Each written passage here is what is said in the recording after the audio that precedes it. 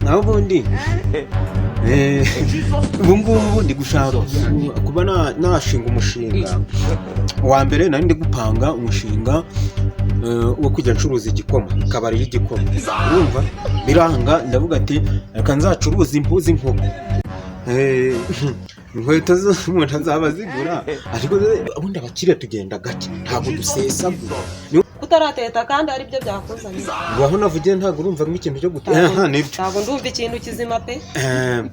Nuko rero nyirakuru wa se wabo wa nyirakuru wa data wabo nawe yari mwiza nkawe, urumva. Komeza uterete wowe, nta gitekerezo ndumva wavugiye. Waho navugiye ntabwo ndagutereta. Ntabwo ndumva. Amagambo yawe aracyari make. Sawa. Oh my God.